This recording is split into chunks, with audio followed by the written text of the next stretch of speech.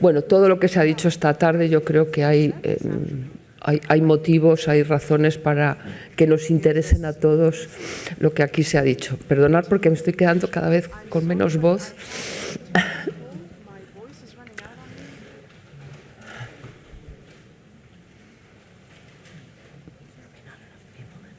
Sí, parece que allá se animan. Gracias.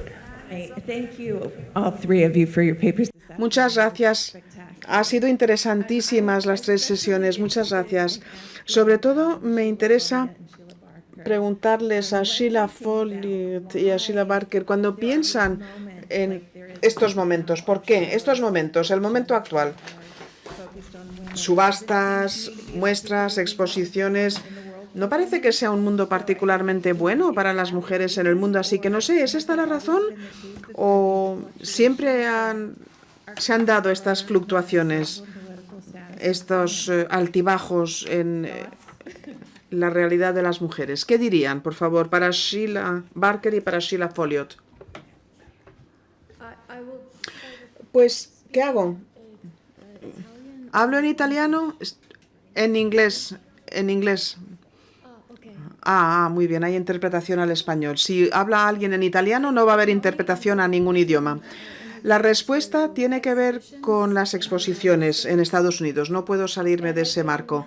La verdad es que pienso acerca del cotilleo, de lo que se cuenta entre bambalinas. Hay algunas exposiciones importantes en Estados Unidos centrándose en pintoras, en artistas, y en esos casos ha sido el director o la directora del museo el que haya obligado a un comisario. Es decir, no es el comisario a quien se le ocurre necesariamente.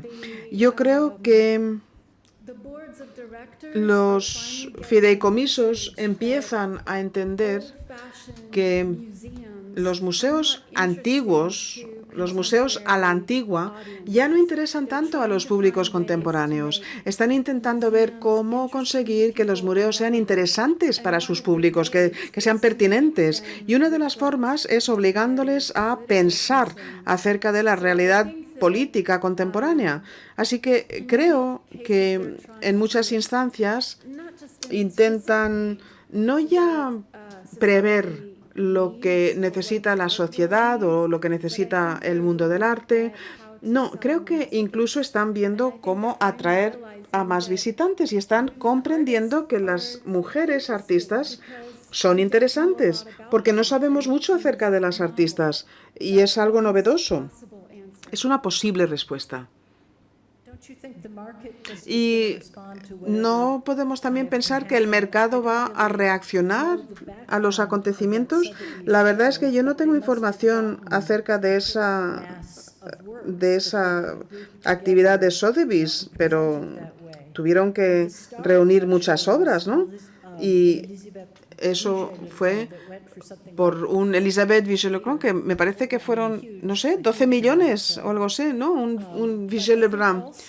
Y entiendo también, a ver, hasta cierto punto era igual en el Renacimiento. Estaba genial que tuvieras un mecenas. Ahora mismo en los Uffizi hay una exposición de Pietro Artino que ayudó a otros artistas. Asimismo también se ayudaba mucho. Así que ahora, si la marca, el lujo, las marcas conocidas se alinean también. Y yo creo que se da un poquito por supuesto que las mujeres que están buscando estar de moda, a lo mejor les interesa ver colecciones y exposiciones de mujeres, no lo sé, se me ocurre. Yo me voy a permitir un comentario. La prensa, desde luego, nos impulsa, ¿no? Mucho de lo que vemos, mucho de lo que pensamos está cambiando, pues lo pensamos por la prensa. Y a veces pasan cosas que no se conocen y que no se publicitan. Y estoy pensando, por ejemplo, en el trabajo de Verra Fortunata en Bolonia. Se ha dado una serie, o se han organizado unas conferencias, exposiciones desde hace muchísimos años centradas en artistas. Yo tuve la gran suerte de participar en uno de esos proyectos. Trabajé con ella allá por el 2004, antes de que estuviera de moda el organizar exposiciones de mujeres artistas. Ahí estuvo ella con su exposición sobre Elisabetta Serrani, Angela Gherardi y yo misma aportamos lo que supimos. La verdad es que fue absolutamente fantástico, un fenómeno en Bolonia. Yo no había estado nunca a una primera noche así. Fue un momento verdaderamente emocionante. 1.500 personas en Bolonia, ahí estaban para la apertura de la exposición. No entraron, estaba hasta la bandera. Un amigo que había venido desde Florencia tuvo que entrar a codazos en la exposición, diciendo, tengo que pasar, tengo que pasar. Así que no digo yo que no estén pasando ahora más cosas que antes, no, pero sí que creo que ha habido algunos líderes. La profesora Fortunati ha hecho muchísimo y no hemos sabido apreciarlo durante mucho tiempo, no hemos sabido apreciarlo. Yo quisiera añadir que estoy completamente de acuerdo en que los estudios académicos ahí están. Lo que pasa es que, a ver, hay cosas interesantes. La historia del arte en su pequeña burbuja, ¿no? También hay algunas razones políticas y sociales que explican el por qué las cosas de pronto están de moda y luego no lo están. No en nuestra burbuja académica, sino en términos generales, ¿no? Parece que hay un momento en el que se plantea la resistencia, ¿no? Incluso es lo que estamos viendo ahora en museos norteamericanos, desde luego es así.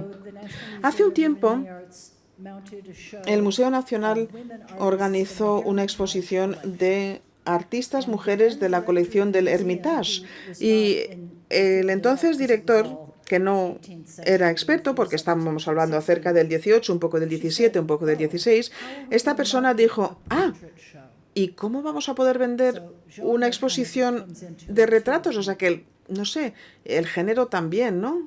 Parece que es importante.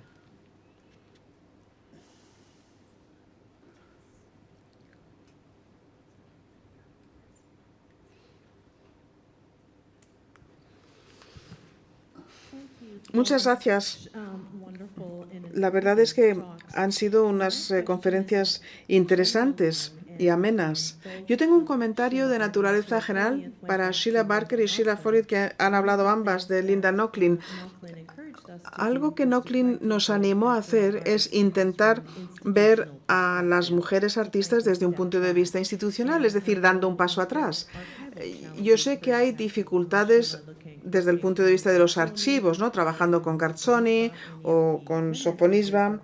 Estas mujeres artistas, como digo, pues no aparecen fácilmente en los archivos, y esto lo comparo con el planteamiento de la profesora Bon, que habla de las mujeres en Bolonia en términos generales. Así que me gustaría saber qué opina usted y estos abordajes tan distintos que nos podemos plantear a la hora de estudiar a las mujeres artistas.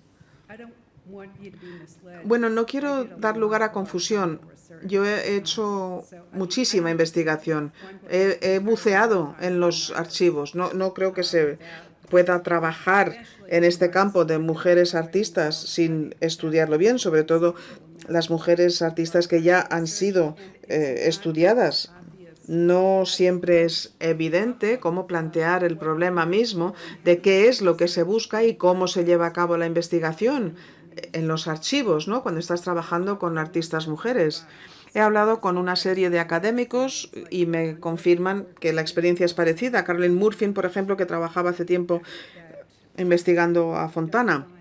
No vemos necesariamente los registros, los apuntes acerca de encargos y demás, que quizás serían más fáciles de encontrar en el caso de un artista masculino. Sí, antes de que comenten los demás, yo quiero aclarar, cuando yo hablo acerca de problemas para con archivos, es exactamente eso, ¿no? Que no podemos sencillamente buscar el nombre de una mujer en un archivo de una ciudad y conseguir un resultado. O sea, que consigues un poco de información que quizás no es suficiente para una monografía o para un análisis del trabajo de la obra de una mujer artista. Me lo planteaba desde ese punto de vista, ¿no? Los distintos abordajes, pensando quizás en un libro que incluye más muestras. Sí, muy rápidamente quería añadir que hay algo que afecta la realidad en Bolonia es lo que comentaba nuestro colega Fortunati, la presencia de tantos, ¿no? Esto tiene mucho impacto y esto da lugar a este entorno académico. Hay cientos y cientos de manuscritos que no se llegaron a publicar en Bolonia, muchos que datan del 16 y del 17, pero cada vez más, llegado el 18, que proporcionan abundantísima información acerca de muchos asuntos, incluyendo artistas mujeres. Yo, francamente, no creo que hubiera podido conseguir esta lista de 68 artistas femeninas si no hubiera dedicado tiempo al estudio de esos manuscritos. Mi impresión es esa, ¿no? Es algo que es muy específico de Bolonia por el clima académico. Es una ciudad con su universidad antigua, establecida, venerable, en fin. Gracias. Sí, yo quería decir que Sheila Barker es el ejemplo que se me ocurre.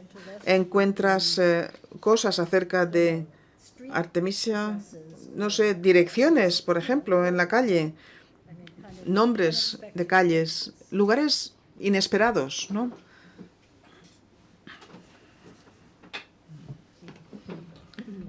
Yo lamento no hablar en inglés.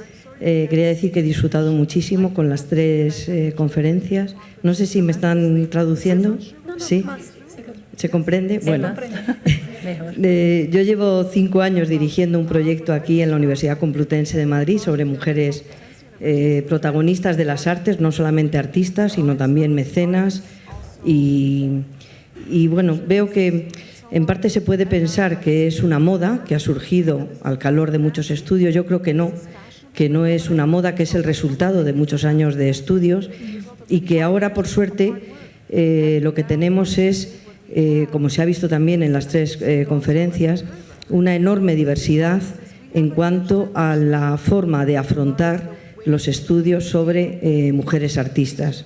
Es decir, que no solamente las academias, sino también la presencia el papel de las mujeres en los talleres artísticos, creo que es fundamental. Se ha mencionado algo en relación con Bolonia y la singularidad de Bolonia. También en relación con el rastro documental que dejan las mujeres. Efectivamente, las mujeres tienen una situación jurídica a lo largo de la historia que condiciona el rastro documental. Creo que se trata de mirar con ojos distintos lo que muchas veces hemos visto ya, porque el papel de las mujeres no solamente está en la formación, en el taller o en el desempeño del trabajo como artistas. Muchas veces el papel que desempeñan en la intendencia del taller es fundamental y eso nos obliga a mirar con otros ojos. Respecto a los géneros artísticos, creo que también es un problema más historiográfico que histórico. No digo que históricamente no existiera, pero también nos va a obligar a revisar el papel de los pintores, porque los géneros, en el caso de Fe de Galicia, no se ha discutido. En el caso de Caravaggio, estricto contemporáneo, con su cesto de flores y frutas, se discutió el papel de Fe de Galicia, magnífica bodegonista, pero no solo, magnífica artista y magnífica pintora. Quiero decir que yo les agradezco mucho sus 3 conferencias, porque realmente ha sido muy revelador de cómo un tema que lleva tiempo, pero no tanto tiempo, necesita seguir siendo revisado y necesita seguir siendo investigado en los archivos con otra mirada, volviendo a mirar los documentos con otros ojos y extrayendo noticias que antes no podíamos extraer porque no sabíamos mirar, quizá. Muchas gracias. Muchas gracias a usted. Bueno, yo tengo una anécdota que compartir, que quizás amplíe un poco la idea de la importancia de continuar el trabajo que nosotras estamos haciendo. Muchas veces se dice que Artemisia, y esto también se puede aplicar al otro comentario que se hizo sobre los retos de realizar trabajo de archivo sobre las mujeres. Se ha dicho que Artemisia fue la primera mujer que se incorporó o que fue admitida a la Academia del Diseño en Florencia. Y yo quise estudiarla y en lugar de limitarme a aceptar esto como un hecho, fui a los libros de los archivos y busqué los registros.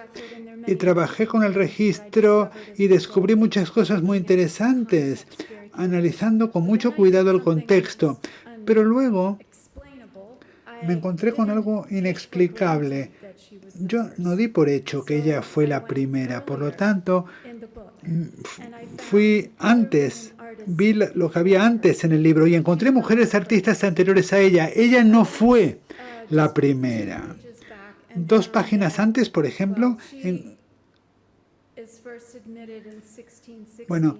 primero, en 1604 hay una mujer que figura como artesana de títeres. Y me dije a mí misma, el mundo no va a cambiar de forma radical sus ideas sobre admitir a las mujeres en la Academia del Diseño simplemente por una artesana de títeres, aunque sea buenísima. Por lo tanto, sabía que iba a tener que seguir mirando hacia atrás y a nosotros nos han dicho lo que han hecho las mujeres artistas. Eso es lo que nos han dicho, pero tampoco tenemos que creernos todo lo que leemos, todo lo que nos dicen. Tenemos que ser suspicaces y poner en tela de juicio la historia que nos ha sido transmitida, y la única forma de hacerlo es a través de los archivos, porque puedes, si tienes información del archivo, entonces nadie te puede rebatir lo que dices. Y puedes hacer que la historia aceptada cambie. Y este debe ser un esfuerzo concertado a nivel internacional. Sí, muy de acuerdo. Gracias por las charlas tan impresionantes de esta tarde. Quizás sea un tema para otra sesión totalmente distinta, pero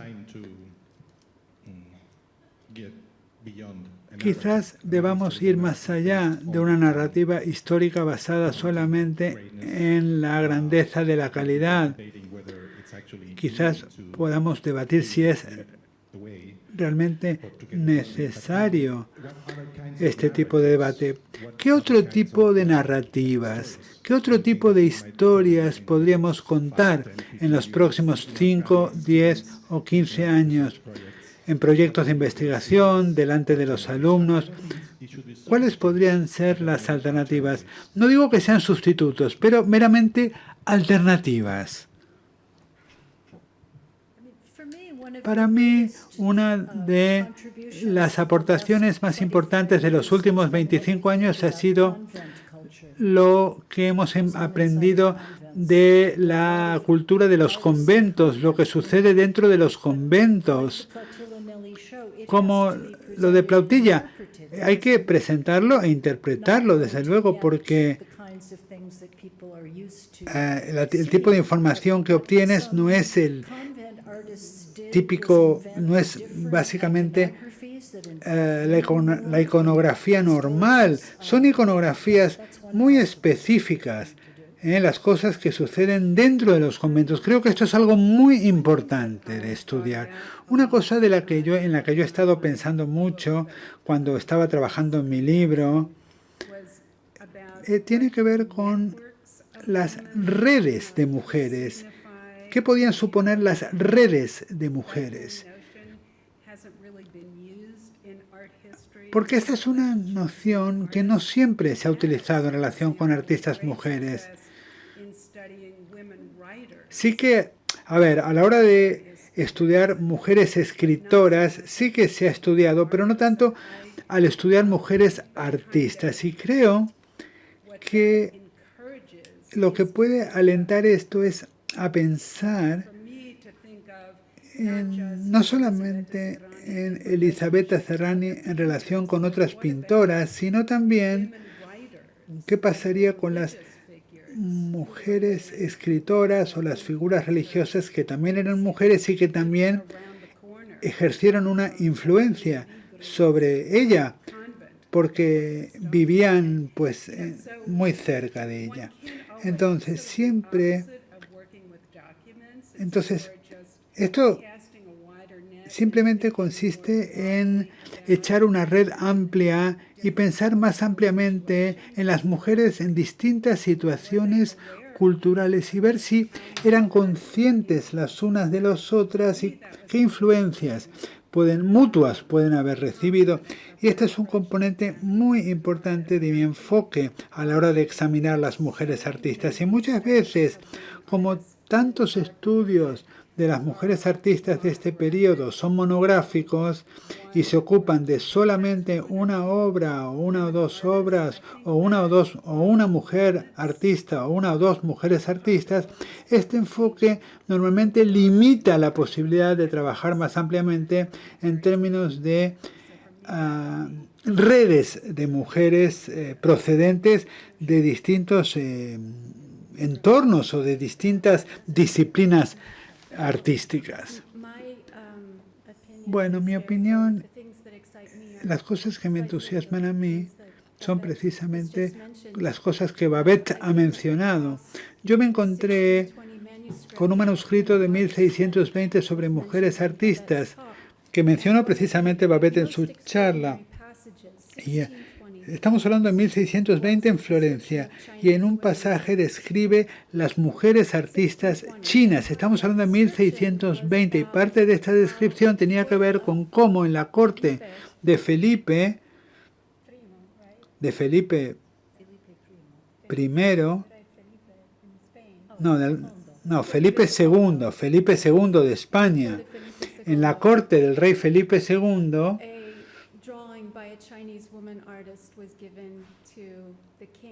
se le dio al rey un dibujo, una obra de una artista china y el rey la admiró. Y me fui a la fuente de esta historia. Y la fuente de esta historia no dice si esta es una obra de arte por un artista chino o una artista china mujer. Entonces, no sé realmente cuál es la verdad de lo que sucedió en la corte de Felipe II, pero lo que me entusiasma es que en Florencia, en el siglo XVII, fueran conscientes de las mujeres artistas de toda Europa y de todo el mundo.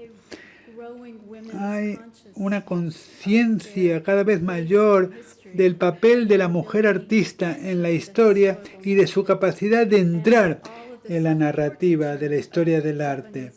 Y los retratos de Sofonisba y Lavinia nos demuestran que estas mujeres son muy conscientes de su propia capacidad de dar forma y de labrarse un lugar dentro de esta historia. Por lo tanto, el estudio de la conciencia de las mujeres, de la una de la otra, el estudio de estas redes, abrirá nuestras mentes a un nivel diferente de comprensión de lo que sucedía en ese periodo.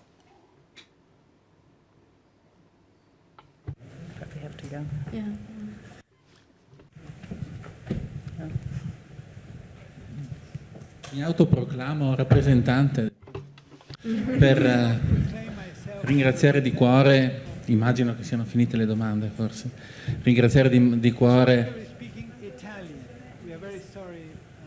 Non ho capito. E quindi? Non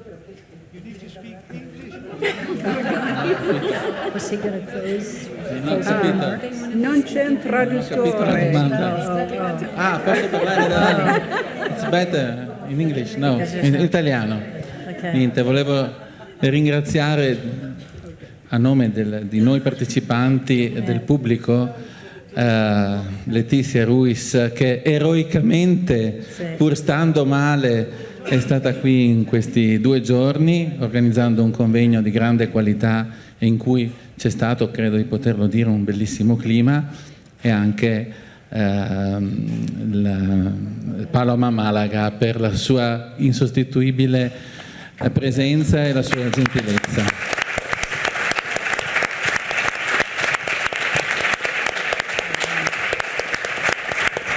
Bueno, muchas gracias a todos, incluyendo, como antes sugería Sila Folliot, a nuestros traductores, que realmente han hecho un gran trabajo.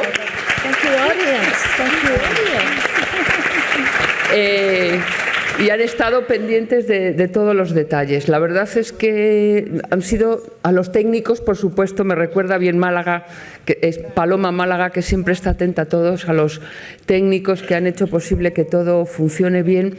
Realmente ha sido un placer, un gusto. La exposición ya se termina, ya ha servido. A mí personalmente me ha servido para muchas cosas, para hacer una reflexión, y yo creo que cuando Jorge Sebastián preguntaba qué es lo próximo en torno a los... Yo creo que ya el pensar dentro de la historia del arte, los propios profesores en la universidad, pensar en que había algunas mujeres ya me parece algo fundamental. Yo, en los años en los que estudié en la universidad, nadie me contó nada de una sola mujer, y lo peor de eso es que yo no me hice ninguna pregunta. Transité por ese vacío con una naturalidad que ahora ya mayor me deja perpleja. No me hice ninguna pregunta, y eso ya me parece realmente negativo, ¿no? El pensar que ese vacío existía de forma natural, ya el pensar que eso no era así es muy importante. A mí estos días me ha gustado recordar que una de las primeras mujeres que se liga al Museo del Prado, casi con la fundación del mismo, es una doradora, María Jiménez, que una vez muerto su marido pide a la dirección del Museo del Prado seguir abasteciendo de marcos y hacer dorados para el Museo del Prado, porque tiene hijos que mantener, y ella estaba en el taller de su marido y sabía hacer su trabajo. Como ella, muchísimas mujeres en la historia del arte han pasado, ya no que las podamos recuperar en los inventarios, en los archivos, sencillamente no estaban porque no se esperaba que estuvieran en ningún sitio. Y realmente ya el poder pensar en que hubo mujeres, y seguramente hubo muchísimas más de las que pensamos, pero ese vacío ha sido generalizado. Nos congratulamos de que cada vez estemos pensando más en ello, que sea un éxito la próxima exposición, en este caso comisariada por Sila Baker, y nada más, les agradezco a todos ustedes su participación y ánimo. Vamos a seguir pensando en femenino, que va a ser muy positivo. Gracias.